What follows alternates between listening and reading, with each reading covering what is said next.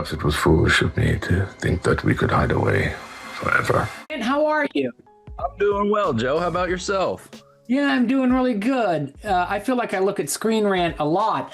I see you've got the Dr. Sleep soundtrack right behind you. I do. I thought with Jocelyn here today, it would be a nice little ode to her work in general, but also, a little family ties with yourself as well. Yeah, she's extraordinary as Mina. Jocelyn is just great. And the biggest creative change between the short story and the film is that in the short story, Max Van Helsing, my hero, remembers his mother Mina, but she's been out of the picture for like 10 years. He lost her when he was like 7 years old. And Natasha brings Mina into the film, and we see her as the emotional heart of that family. She's where Max gets his sense of empathy and his curiosity and some of his courage, and some of his willingness to challenge the world around him. But it's also scary because we sense Mina is slipping away. Psychologically, we sense she's losing her mind. And we feel intensely that she's under threat, that she is facing mortal peril from forces unknown. And that's terrifying. So I think, Natasha made all the right moves when she was making the film. And certainly bringing Mina into it was a great idea. And Jocelyn was just extraordinary. We got a great cast in this thing. They absolutely nailed the casting on this film. I love the way it stays true to your source material, but also expands upon it. Absolutely. You touched on Mina coming in, but I'd love to hear, what was the biggest point of conversation that you and Natasha had together when it came to ensuring that it retained the heart of your source material while doing what she envisioned for the film? I don't know that we had a conversation about it ahead of time where I said, this is what I think needs to be in it. I haven't generally taken a sort of prescriptive attitude towards any of the adaptations.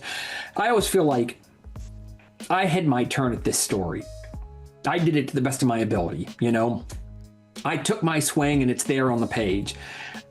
If someone else is going to adapt it into a film or a TV show or a comic book, I'm kind of curious to see what they're going to bring to the party. What is it in the material that speaks to them, and how do they want to explore it in a new form? Natasha did a wonderful job. I think that the film has a suffocating air of suspense to it. It feels like a mid-century Hitchcock picture, something like Psycho or Vertigo. But then there's also this other side to the film where we see Brady Hepner outside with the hatchet, and the sun is setting over a dusty California, hill country. And that feels like you're looking at a John Ford Western where he's, he's like Gregory Peck, young Gregory Peck or young Clint Eastwood. And it feels like you're getting a story, a vision of immigrants in the American West, a sort of classic, a classic fable of the new settlers. And I think that's powerful too. Natasha was really playing her own game. She wasn't interested in playing a modern game at all. She's not there competing with modern films. She was trying to make, this is just my feeling. I feel she was trying to make a picture that would sit comfortably with, in a way, much older films, sort of timeless films like, High Noon or, I'm trying to think like what was sort of some of the mid-century Gothic, sort of more Gothic horrors. So that title will come to me eventually. Even Bone Psycho. Tomahawk.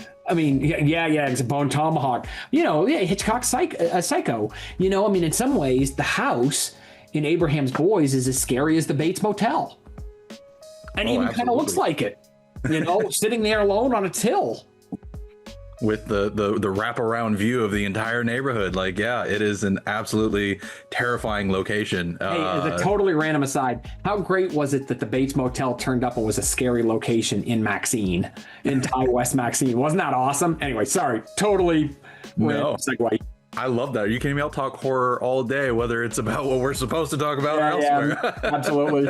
I'm the worst. But no, Natasha just absolutely knocked it out of the park. And so one thing I'd love to hear too from the short story side is you have explored vampires a few times now in your work. I mean, I still love Nosferatu, and I'm curious what it is for you that keeps drawing you back into that world, and especially now with, I mean, obviously the short story is older, but with this short story having touched on a new angle to the Dracula lore specifically. Yeah.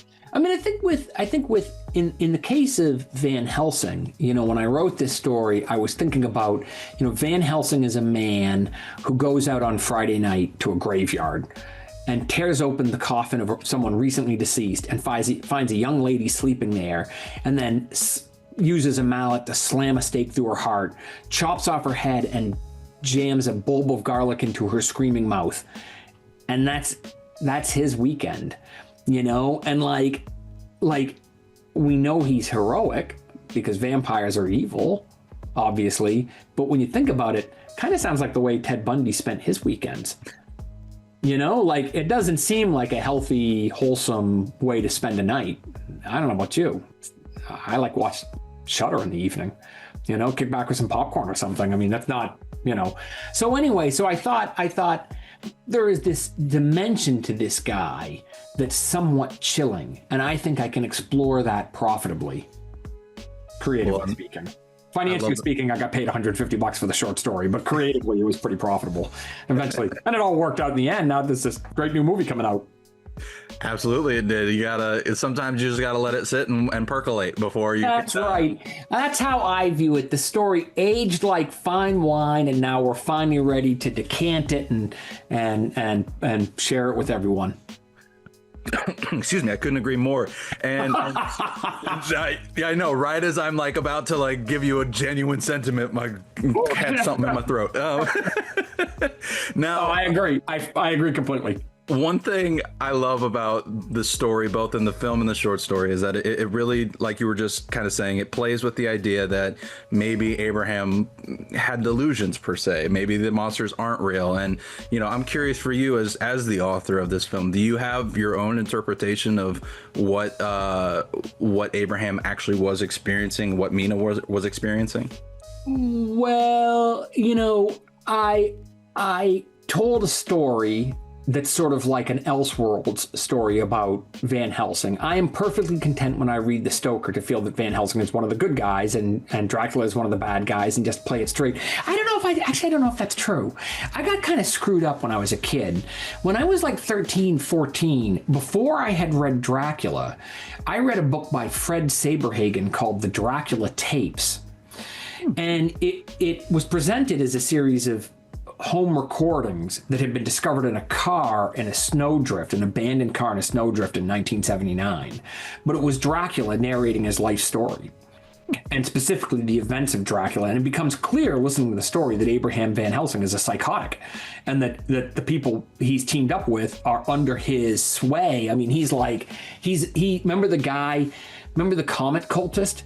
It was like him and 49 other people, I don't know, drank bleach or something and killed themselves because they thought the end of the world was coming. Van Helsing in the Dracula tapes, Van Helsing isn't much saner than that, And so reading that before Dracula, I always kind of had the idea in my head that you couldn't trust Van Helsing, and that the story wasn't what we thought it was.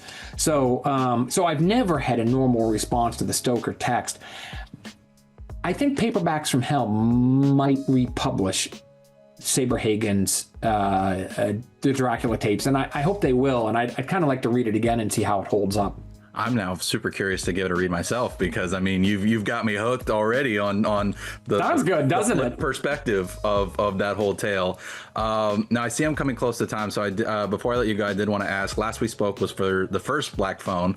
I'm so excited that 2 is coming back out. I know you are not allowed. I haven't seen the film yet, but the script is great.